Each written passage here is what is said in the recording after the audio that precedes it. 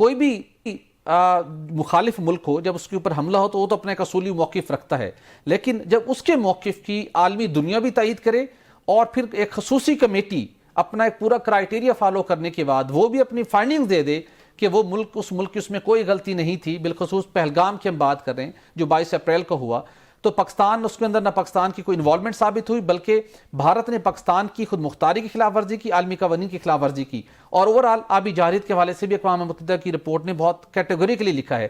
کتنے بڑا set back ہے بھارت کے لیے، بالکل ایکسپوز ہوا اس مرتبہ۔ عالمی برادری پہلے بھی پاکستان کی حمایت کر رہی تھی، پاکستان کے لیے کتنی بڑی اپارچونٹی آنے والے دنوں میں اس مسئلے کو حل کرنے کے لیے عالمی برادری کے ساتھ مل کر اپنے معاملات کو حل کرے اور بھارت کو کسی نیوٹرل مقام پر بیٹھ کر بات چیت مذاکرات کی ٹیبل پر پاکستان لانے میں کامیاب ہو سکے۔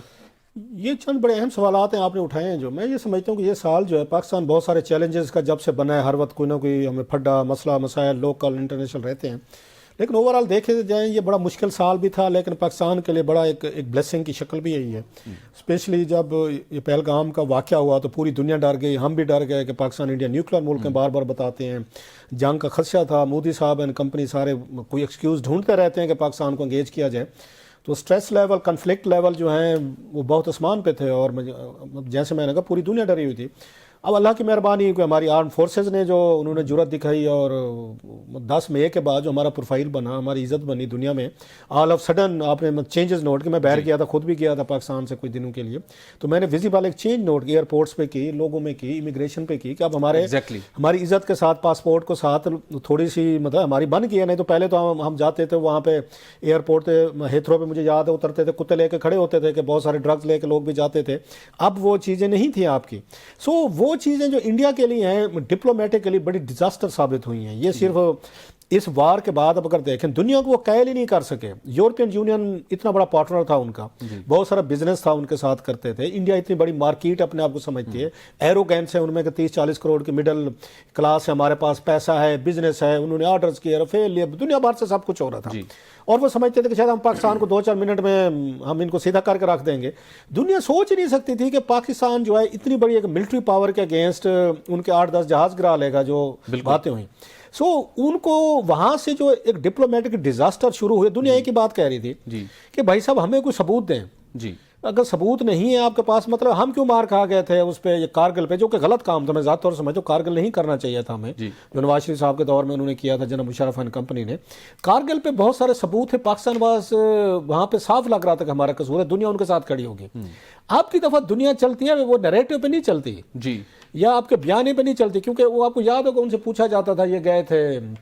ششی تھرور صاحب اور دیگر، کیا ثبوت ہے؟ وہ کہتے تھے وہ دیکھیں جی، وہ ڈاٹس ملانے کی کوشش کرتے تھے، دیکھے تھے یوں ہو رہا تھا، فلاں نے یہ بات کہ اس نے کی، فلاں، وہ کہ ڈاٹس مارٹ چھوڑیں، ہمیں ذرا ثبوت دیں۔ سو وہ ثبوت کہیں پہ نہیں تھے، جس کی وجہ سے دنیا ان کے ساتھ اس وقت بھی نہیں کھڑی۔ ابھی بھی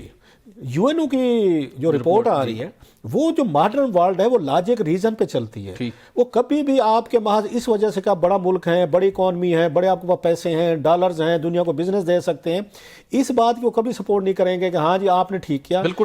ایک اور آپ نے ملک پہ اٹیک کر دیا بغیر کسی ثبوت کے، 22-24 لوگوں کی جو وہاں پہ ہلاکتیں ہوئی ہیں، we feel sorry for them, innocent لوگ تھے، کہیں بھی دنیا میں دہشت گرد جو پہلگام میں بیچارے مارے گئے، ان کی فیملیز کے لیے، ان کے گھر والوں کے لیے، وی آل فیل سوری سمپیتھیٹک۔ ہم سے بہتر کون سمجھ سکتا ہے کہ ہمارے یہاں دہشت گرد میں روزانہ بیچارے انوسینٹ لوگ مارے جاتے ہیں، لہٰذا دنیا کے کسی حصے میں بھی کوئی دہشت گردی کی وجہ سے لوگ مارے جائیں، کہ وہ انڈیا ہو، پاکستان ہو، افغانستان ہو، دنیا کا کوئی بھی ملک ہو، فیل سوری فار دیم۔ سو اس کے بعد آپ نے کہا کہ 2 نیوکلیر ممالک کی جنگ چھیڑ دیں گے۔ ہمارے ہاں جو ہوتی ہیں یہاں پہ بی ایل اے والے یا باقی دیگر جو اٹیکس کرتے ہیں، اور مطلب انڈین چینلز پہ پارلیمنٹ میں اوپنلی کہا جاتا ہے بلوچستان کے حوالے سے، اجیت دوول صاحب نے کلیئر کہا ہو، تو کیا اس کے بعد پاکستان کو میزائل مار دینے چاہیے وہاں پہ، کیونکہ ہمارے یہاں دہشت گردی ہو رہی ہے، اور ہمیں بھی پتہ ہے کہ وہاں سے مطلب ہمارا جو وہ ہے کہ وہاں سے اٹیک آ رہا ہے۔ تو یہ دنیا بھر میں پراکسی وارز کا مطلب یہ نہیں ہوتا، جو کہ نہیں ہونی چاہیے، کہ آپ اٹھیں اور کسی ملک پہ پرسپشن کے بیس پہ آپ اٹیک کر دیں۔ اسی چیز کو پوائنٹ آؤٹ کیا ہے، اس لیے یو این او کبھی بھی یہ نہیں کر سکتی تھی، یا کوئی بھی ملک دنیا کا، کہ وہ بھارت کو تھپکی دے کہ جائیں چڑھ جائیں، اور آپ نے ٹھیک کیا۔ تو پاکستان کو ایک بڑی اپارچونٹی، امبیرسمنٹ ہے بھارت کے لیے۔